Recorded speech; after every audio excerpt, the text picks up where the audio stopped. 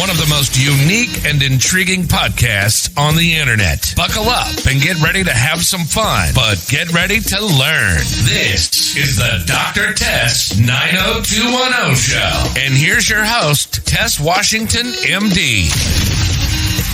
Hey guys, thank you so much for joining the TessMD podcast. I'm Tess Washington, board certified physician surgeon. For those of you who are returning, thank you so much for coming back to check out another episode.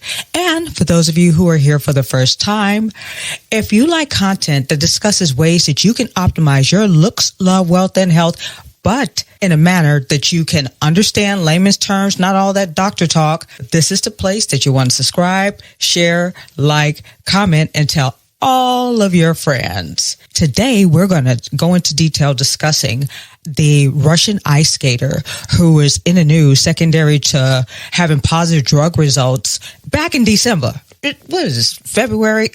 Anyway, she was found to be positive for Trimetazidine. During this episode, I'm going to go deep into some details that I found researching this whole subject matter. Let you know why, as it stands right now, she hasn't been suspended or removed from the ice skating team, and various ways that you guys could get those same enhanced effects without taking any performance-enhancing drugs. But first, before I can explain the drug Trimetazidine, I have to give you a little cardiology physiology. If anyone feels like I'm using too much medical terminology, let me know. Leave a comment, because I think I'm going to be able to explain the heart in a way that every person listening, you'll walk away understanding. The heart.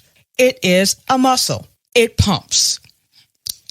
As a matter of fact, it pumps 100,000 times in a 24-hour period. Altogether, about 9,000 liters of blood are transferred through your heart on a daily basis, going all the way from the top of your head, all the way down to your baby toe, constantly. In order for our muscle to pump, it takes what?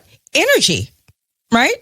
That makes sense, right? Where does the energy come from? Each muscle in the heart has an energy factory, and it's called the mitochondria. And inside the little energy factory, the mitochondria produces ATP, and then that gives you the energy to pump all that blood and keep going constantly throughout your entire life. Sometimes, if your demand is too high and your supply is low, you'll get a pain, and that's called angina, chest pain. Are you with me? Come on now. I think I'm doing okay. You have demand, and then you have supply.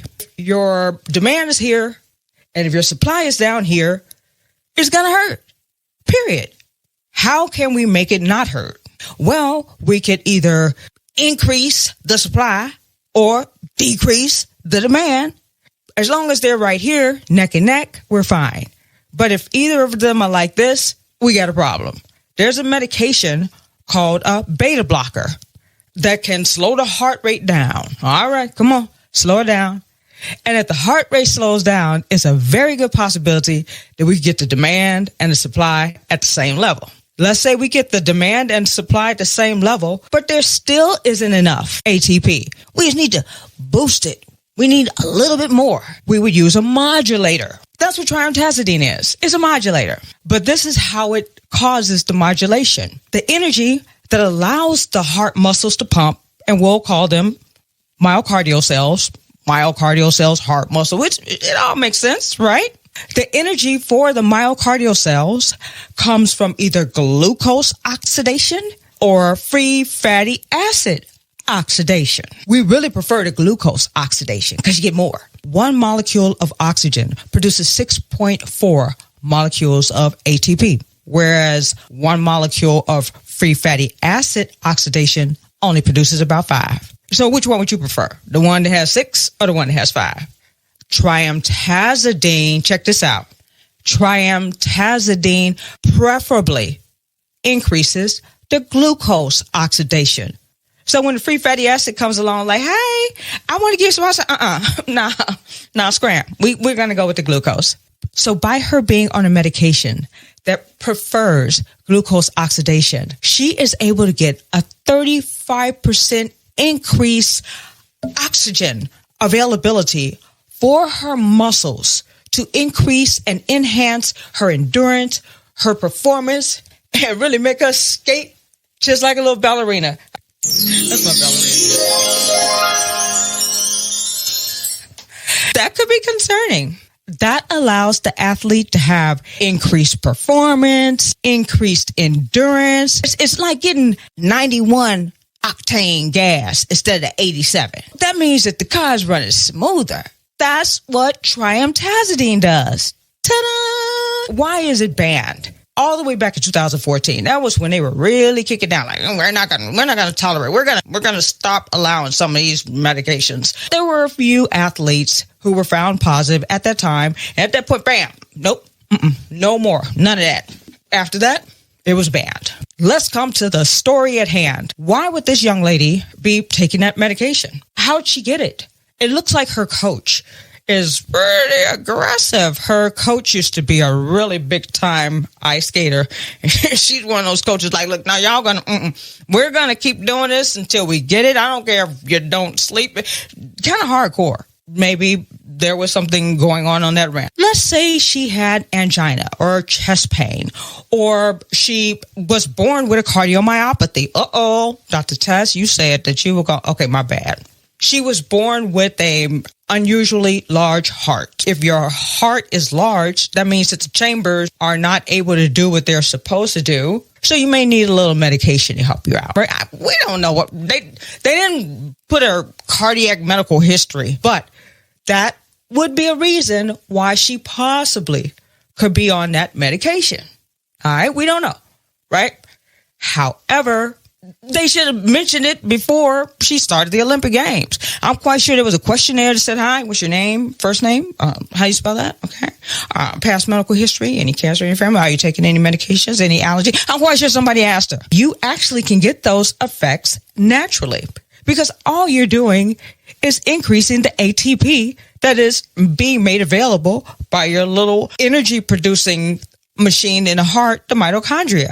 I'm going to tell you guys 3 ways that you could get the same effects without doing any performance enhancing drugs. During exercise, if you measure your anaerobic VO2 max, that's one way that you could determine your ATP has been enhanced.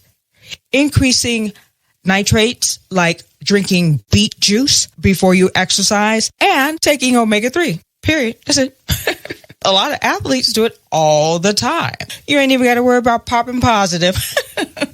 I just mentioned to you guys 3 natural ways that you can get increased ATP. So I'm being the devil's advocate. I was like, well, maybe she just did it the natural way. I looked up, like, how is it determined if someone actually took the drug or did they just get increased ATP naturally? I found an article on PubMed entitled Identification of Trimetazidine Metabolites in Human Urine and Plasma. And I looked to determine what metabolite is found, and it actually is the breakdown product of trimetazidine. So the breakdown product of trimetazidine cannot look like a beet or omega-3 or VO2 max. I kind of like dispelled that. And there are 10 additional metabolites outside of actually finding the trimetazidine itself. The test that they use to determine the metabolites is something called a mass spec. So it's pretty definite that the metabolite was found. One of the main reasons she hasn't been asked to step down from the team, she's only 15. She's a minor. The people who would be found responsible for anything that a minor does are the adults, her coach, her doctor, whoever gave it to her. But she's 15. As a matter of fact, that's one of the main reasons I didn't say her name. They're saying her name in the news, but I just said a 15-year-old young lady. She's protected because she's 15 years old. So that is the reason why she's still just skating along on the ice. Because she's only 15. According to my research, we have a bigger problem. Working as a hospitalist, I think about dosages, and she's a little bitty, teeny tiny girl. So I was wondering what the dosage amount could have been for her to have positive urine results. According to the guidelines and the dosage protocol, this medication is not to be given to anyone under 18 years old. So in my opinion, outside of everything they talking about, WADA this, performance enhancing this, who shot John, Freddie, Wap, Freddie, she's 15. And why is she getting this medication? That's the main elephant in the room. I've watched every single YouTube speech-to-text video that they have out. Ain't nobody mentioned that. So let's see how long it takes for them to discuss that topic. But just always know, guys, anything that you can get from a drug, there is something natural that can give you that same enhancement. A dopamine surge, exercise, increased energy, lower cortisol, sleep better, lose weight. There's either an adaptogen or a supplement or something that God made on this beautiful earth to enhance our overall physiological outcome and performance. I hope you enjoyed the topic that we discussed tonight, and I hope it made sense. If you like this kind of content, make sure you hit the subscribe, like, share, tell your friends, and come on back, and we'll be glad to see you. We hope you've gotten some useful and practical information from the show. Make sure to like, rate, and review, and we'll be back soon. But in the meantime, hook up with Dr. Tess on Twitter, Instagram, TikTok, and LinkedIn at Dr. Tess 90210. See you next time.